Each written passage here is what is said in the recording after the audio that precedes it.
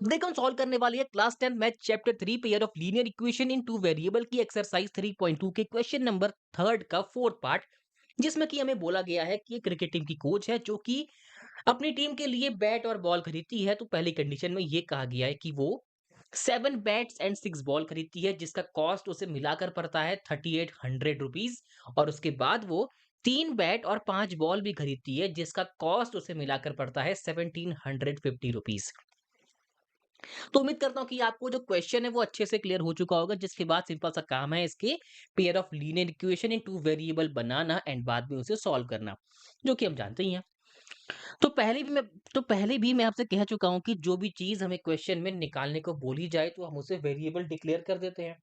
हमसे क्या बोला गया है, कॉस्ट ऑफ बैट और कॉस्ट ऑफ बॉल बतानी है हमको। तो उसे ही हम क्या कर लेंगे, लेट कर लेंगे, let the cost of bats, let आप लिख लेना बी एक्स, एक्स क्या, रुपीज एक्स, ठीक है। और कॉस्ट ऑफ इस बार क्या आएगा, बॉल्स, ठीक है। बी क्या हो जाएगा यहाँ पे, रुपीज बाय, रुपीज हम नहीं लिखेंगे, सिर्फ वाई लिखेंगे, ओके। अब बाद में यानी कि पहली कंडीशन में लिखना A T Q according to question. पहली कंडीशन में हमें ये बोला गया है कि उसने 7 बैट्स और 6 बॉल खरीदी हैं। तो 7 बैट माने 7x, ऑब्वियसली बात है, एक बैट का प्राइस x रुपीज है तो 7 बैट का प्राइस कितना होगा, 7 रुपए, समझ गए। और उसके बाद एक बॉल का प्राइस कितना है, वाई रुपीज, और 6 बॉल का प्राइस कितना होगा, 6 वाई। अब इन दोनों की मिलाकर जो कॉस्ट आई है ना वो कितनी आई है, रुपीज 3800। रुपीज का सिंबल हम नहीं लगाएंगे, जो कि बन जाएगी अपनी इक्वेशन नंबर 1। और सेकंड कंडीशन में हमें ये कहा गया है कि बाद में वो 3 बैट और 5 बॉल भी खरीदती है। तो 3 बैट का प्राइस क्या हो गया, 3x रुपीज, 5 बॉल का प्राइस कितना हो गया, 5y रुपीज, सिंपल है। और इसका कॉस्ट कितना है, 1750। अब देखो सिंपल सी बात है, इसमें नंबर थोड़े बड़े बड़े हैं तो हो सकता है कि आपको कैलकुलेशन भी अच्छी खासी करनी पड़ जाए, जो कि नॉर्मल सी बात है। अब कंडीशन बन चुकी है, सॉरी, अब इक्वेशन बन चुकी है, तो उसके बाद हमारा काम क्या रहता है कि इसे सॉल्व करना। और क्योंकि हमें स्ट्रिक्टली बोला गया है कि आपको सब्स्टिट्यूशन मेथड यूज करना है तो हम वही करेंगे, वरना ये एलिमिनेशन से काफी ज्यादा आसान पड़ता। अब देखो करना क्या है, हमको बहुत सिंपल काम करना है। सब्स्टिट्यूशन के लिए हमें क्या करना होता है, किसी भी एक इक्वेशन को चूज करना पड़ता है और उसके बाद उसे दूसरी इक्वेशन में उस वेरिएबल की जगह पर पुट करना होता है। तो मैं ये काम दूसरे पेज से करना चाहूंगा। तो पहले वाली इक्वेशन से मैं एक्स वेरिएबल की वैल्यू निकालता हूँ। तो कितना आएगा, 7x इक्वल टू कितना आ जाएगा, 3800 माइनस 5y। तो x का वैल्यू कितना आ जाएगा, 3800 माइनस 5y अपॉन कितना आ जाएगा, 7, ठीक है, आसान था। अब दूसरी इक्वेशन की जगह पर, सॉरी, दूसरे इक्वेशन में उस वेरिएबल की जगह पर इसे पुट कर देंगे।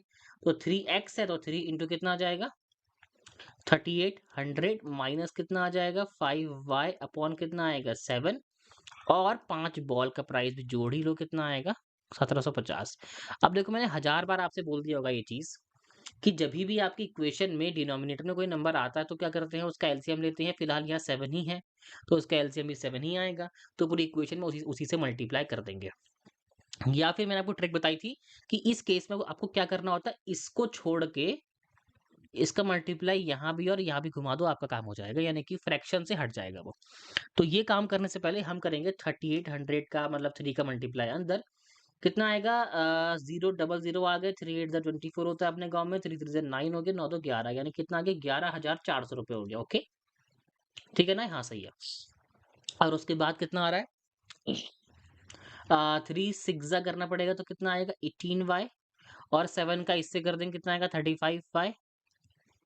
चलो मैं बता देता हूँ वैसे ही। अब देखो इस पूरे के नीचे कितना आ गया, 7 आ गया, यहाँ कितना आ गया, 5y आ गया, यहाँ कितना आ गया, 1750 आ गया, ठीक है। अब देखो ना ये वेरिएबल, सॉरी, ये जो इक्वेशन है अभी अपनी किस में है, फ्रैक्शन में है, तो इसे कन्वर्ट करना पड़ेगा अपनी जनरल फॉर्म में, जो कि होती है X plus B Y plus C. फिलहाल यहाँ 7 है, तो या तो आप पूरी इक्वेशन में 7 से मल्टीप्लाई कर दो, या तो एक काम कर लो कि 7 का मल्टीप्लाई सिर्फ इससे करो और इससे कर दो, तब भी आपका काम हो जाएगा। जब भी आपको ऐसी कंडीशन दिखे तो आप ये काम भी अपना सकते हो। वहां पे आपको कोई दर्शाना नहीं है, बताना नहीं है कि आपने क्या किया है, ओके।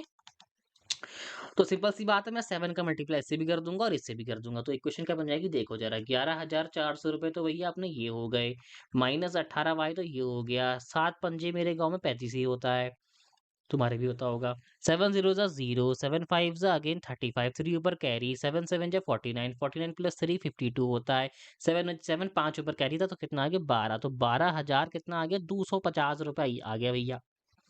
इसको नीचे सॉल्व कर देंगे अपनी सिंप्लिसिटी के लिए। तो भाई उम्मीद करता हूँ कि आपको इतनी चीज क्लियर हो चुकी होगी, है कि नहीं? करना ही क्या है, वेरिएबल को सॉल्व करो, नंबर को एक साइड लेके जाओ। तो फिलहाल माइनस का 18y प्लस का 35y इक्वल टू कितना आ जाएगा 12,250 माइनस 11,400। ये मैंने ठीक ही किया ना, मल्टीप्लाई को चेक कर लेता हूँ। हाँ तो भाई 7 का करेंगे, 7 0 0 ओके बढ़िया है, 7 में 35 ठीक है, 7 7 जा 49 प्लस 3 52 ओके, 7 जा 7 7 5 12 12,250 सही है। अब देखो बड़े बड़े नंबर को पहले सॉल्व कर लो, आपको मन में ही सॉल्व करना आना चाहिए, नहीं कि आप अलग से लिख रहे हो बना रहे हो, ठीक है। तो 0 का 0 बचा, ठीक है, 5 में 0 गया 5 ही बचा। अब देखो यहाँ पे कितना 122 है, यहाँ पे कितना 114 है, तो 6 और 8 कितना आ गया 850। मैंने इसको ऐसे ही कर दिया, समझ में नहीं आया क्या? चलो आपको बता देता हूँ मैं, सिंपल है। देखो मैंने सिंपल सा यहाँ पे काम क्या किया, लास्ट डिजिट को लास्ट डिजिट से सेपरेट किया, क्योंकि मैं जानता हूँ कि यहाँ भी 5 है, यहाँ भी 5 डिजिट्स है, ओके, ये 5 है यहाँ 400। इसको एक काम करता हूँ अच्छे से लिख लेता हूँ, आपको क्लियर नहीं दिख रहा होगा ना, सॉरी फॉर द इनकन्वीनियंस। कितना 11,400 कॉमा लगा रखा है, बस हो गया। हाँ तो एक एक डिजिट को माइनस करो, 0 में से 0 माइनस करेंगे 0 आता है, 5 में से 0 माइनस करेंगे 5 आ गया। अब देखो बचा क्या, यहाँ बचा 114, यहाँ बचा 122, क्लोज है ना काफी ज्यादा, 114 122, तो 114 में 6 जोड़ेंगे 20 आएगा, 2 जोड़ेंगे 22 आएगा, यानी कि 6 तो 8 हो गया, 850 आ गया। अब माइनस का 18y है, 35y है, बहुत सिंपल सा काम कर रहे हैं, यानी कि 18, तो यहाँ पे कितना आएगा 17 आएगा प्लस का। हम जानते हैं कि 17 5 जा 85 होता है, अगर आपको टेबल लर्न हो तो। वैसे टेबल लर्न नहीं करनी होती, आपको कैलकुलेशन ज्यादा करनी पड़ती है, तब जाके आपसे ऐसी चीजें बड़े आराम से बन जाती हैं। मुझे दिख रहा है कट रहा है, 5 आ गया तो कितना आ गया 50।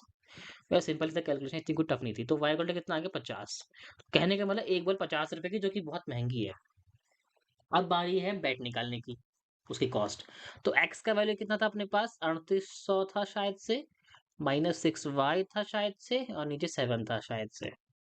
तो 3800 माइनस 6 पंजे 50 है ना, 7, तो 3800 माइनस 300 अपॉन कितना आएगा 7। अरे बहुत ही सिंपल बन गया, 3800 माइनस 500 करना, अगले पेज में करेंगे। सॉरी एक्स नहीं, हम वाई निकाल रहे हैं। तो कितना आएगा 3800 माइनस 500 कर लो जरा, 3800 माइनस 500 कितना आएगा, ये बन रहा है क्या? आई थिंक यही बन रहा है, 500 नहीं, सॉरी मेरी गलती है, 300 था। तो 3800 माइनस 300 कितना आएगा 3500, अपॉन कितना 7, 7 5 से कट गया, बाकी जीरो छोड़ देंगे लावारिस, तो कितना आ गया 0। तो एक्स का वैल्यू कितना आ गया 500, यानी कि 500 रुपए का एक बैट है और 50 रुपए की एक बॉल है। उम्मीद करता हूँ कि आपको ये चीज अच्छे से क्लियर हो चुकी होगी। अगर नहीं हुई है तो वीडियो को दोबारा से देख लें, आपको वहां से चीजें क्लियर हो जाएंगी, एक बार में से चेक भी कर लेना, ठीक है नहीं आ रहा करके। 3x प्लस 5 में पुट कर दो, कितना आएगा 3x, एक्स का वैल्यू कितना मेरे पास 500 प्लस 5y, यानी कि 5 इंटू 5, 1750 लेके मुझे लेके आना है। 3500 तो ये हो गया, 3500 क्यों हो गया यार, 1500 ये हो गया, प्लस 250 ही हो गया, हाँ बढ़िया सही आ रहा है। एक आंसर शीट भी चेक नहीं करनी पड़ी, यहीं रख के देख लिया।